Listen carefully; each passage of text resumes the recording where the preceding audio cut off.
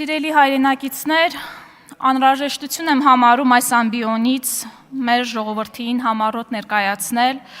ուժեղ Հայաստան կուսակցության, որպես երիտասարդ եւ նոր քաղաքական ուժի, արտաքին քաղաքականության առաջնահերթությունները եւ այն սկզբունքային տարբերությունները, որ ունենք իշխող ուժի հետ։ Մեր արտաքին քաղաքականության ելակետը պարզ է։ Հայաստանն առաջինը։ Արտաքին քաղաքականությունը որևէ աշխարհաքաղաքական կենտրոնի նկատմամբ հավատարմության ցուցադրություն չպիտի լինի։ Ինձ մոտ, անկեղծ ասած, հաճախ գայթակղություն է առաջանում ձեր իշխանության արտաքին քաղաքականությունը անվանել հռչակագրային, որովհետև շատ գոյաբանական հարցերին պատասխաններին դուք տալիս եք հղում անելով ինչ-որ հայտարարության, խոսակցության, մամուլի ասուլիսի, այնինչ մենք առաջարկում ենք հակառակ մոտեցումը։ Մենք առաջարկում ենք հռչակագրային դիվանագիտությունից անցում իրավապայմանագրային արտաքին քաղաքականության եւ գործուն զսպման մեխանիզմների։ Խաղաղությունը քաղաքացիական պայմանագիր կուսակցության падգամավորներ ձեր օրակարգ չէ։ Պետության անվտանգությունն ու խաղաղությունը չպետք է կախված լինեն որևէ իշխանության գոյությունից։ Երբ խաղաղության շարունակականությունը կապվում է այն հարցի հետ, թե տվյալ քաղաքական ուժը կունենա սահմանադրական մեծամասնություն, թե ոչ, այդ խաղաղությունը դառնում է իշխանությամբ պայմանավորված, հետևաբար ժամանակավոր։ Իսկ ինչպես գիտենք, ցանկացած իշխանություն ժամանակավոր է։ Յուրաքանչյուր իշխանություն պետք է իրեն հարց տա. ինչ երկիր է ստացել եւ ինչ երկիր է փոխանցելու հաջորդ սերունդներին։ Հարատև խաղաղությունը պահանջում է հստակ պայմանագրային պարտավորություններ, դրանց կատարման մեխանիզմներ, միջազգային ներգրավվածություն, այնպիսի քաղաքական, տնտեսական եւ անվտանգային գործիքներ, որոնք ագրեսիայի գինը բարձրացնում են այնքան, որ ուժի կիրառումը դառնում է անշահավետ։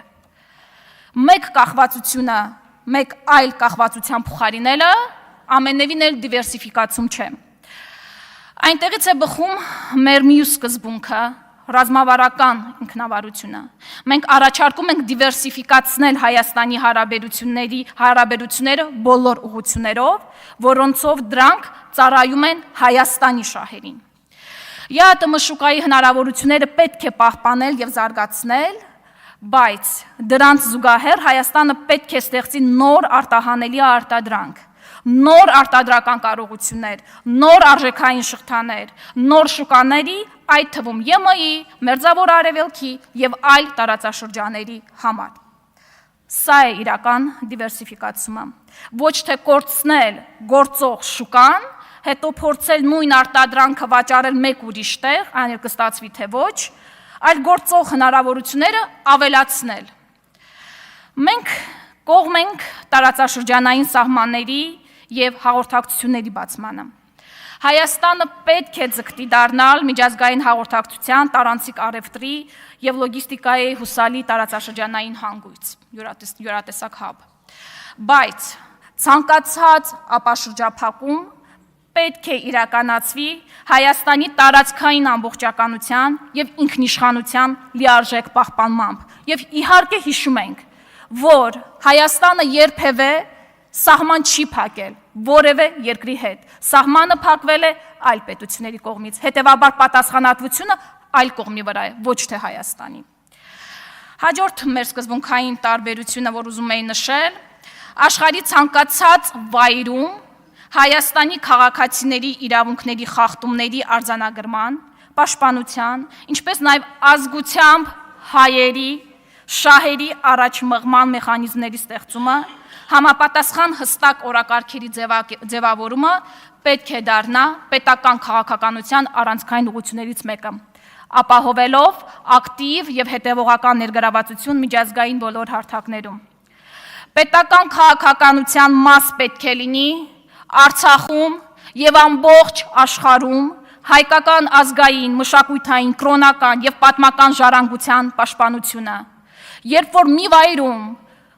ավերում են հայկական եկեղեցիները եւ մեր մշակույթը, Հայաստանի Հանրապետության թիվ 1 ամբիոնը պետք է դա արձանագրի եւ դատապարտի։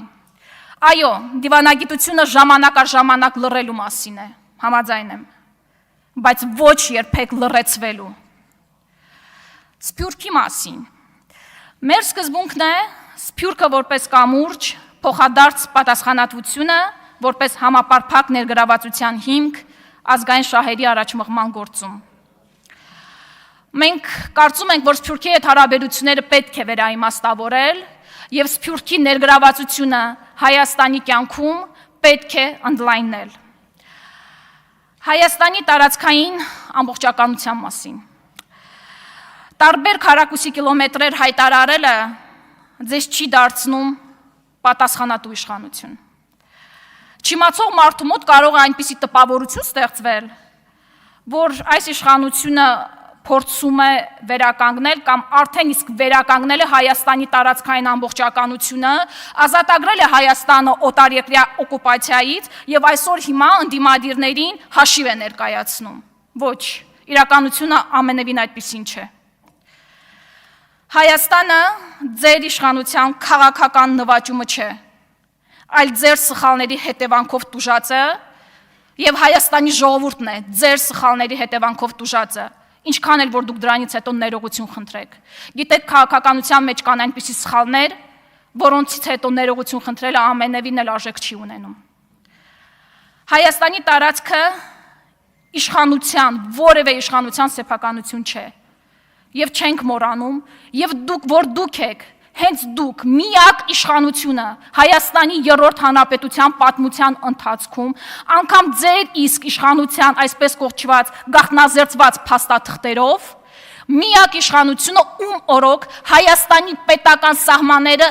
եկել են բանակցային սեղան։ Մինչև ձեզ երբևէ Հայաստանի պետական սահմանները բանակցությունների առարկա չեն եղել։ Մենք ունեինք Արցախ, ունեինք ռազմական, ռազմավարական, դիվանագիտական խորություն, իսկ այսօր Արցախի կորստից հետո դա չունենք։ Հայաստանի Հանրապետության տարածքային ամբողջականությունը որևէ կառավարության քաղաքական PR-ի առարկա չէ։ Պետականության չափանիշը ոչ թե այն է, թե քանի անգամ եք քարտեզը բարձրացրել, ամեն անգամ տարբեր թվեր նշել եւ տարբեր քառակուսի կիլոմետրեր։ Պետականության չափանիշն այն է, թե որքան պատասխանատվությամբ եք վերաբերվում այդ տարածքի յուրաքանչյուր հատվածին եւ որքան ամուր եք պաշտպանում պետության ինքնիշխանությունն ու տարածքային ամբողջականությունը։ Գիտեք, կարող է լինել այնպիսի կետեր, այնպիսի դրույթներ, որ կարող եք ասել, ես զգում եմ նաեւ հայացքներից, որ մենք համաձայն ենք դրա հետ։ Իրոք, Հայաստանը այնպիսի սպეციფიկ պետություն է, որ կարող են լինել այնպիսի կետեր, որտեղ որ այլ տարբերակներ, այլ կետեր չկա, եթե կա շատ տարբեր հանգամանքների հաշվի առնում, բայց այնպիսի սկզբունքային տարբերություններ, որոնք ունենք մենք ձեզ հետ, արդեն իսկ ակներև են։ Եվ հետո մի փոքր այլ տարբերության մասին շատ ավելի քիչ կարևոր, շատ ավելի գուցե ժամանակ ունեմ, եթե չունենայի չի անդրադառնա։ Տեսեք, մենք հարց էինք բարձրացրել, որի նպատակը ոչ թե այն էր հասկանալու, թե մենք այստեղ գտնվողներս երբևէ ինչ ազգության ներկայացուցիչների ենք հանդիպել մեր կյանքում, այլ հարցը այն էր, թե ինչ նպատակով եւ ինչ ձևաչափերով։ Օրինակ, ես թուրքագետ եմ, ես եղել եմ Թուրքիայում, եղել եմ իմ սեփական ֆինանսների միջոցով 5 օր ժամկետում եւ գիտեք նպատակս որն էր։ Հայոց ցեղասպանության ճանաչման պահանջը Թուրքիայից, այնտեղ մասնակցել եմ բողոքի ակցիաների եւ շրջապատված եմ եղել թուրք ոստիկաններով, բայց մնացել եմ իմ կարծիքին, որ հայոց ցեղասպանությունը ճշմարտություն է, պատմական ճշմարտություն եւ որը սակարկման ենթակա չէ։ Շնորհակալություն։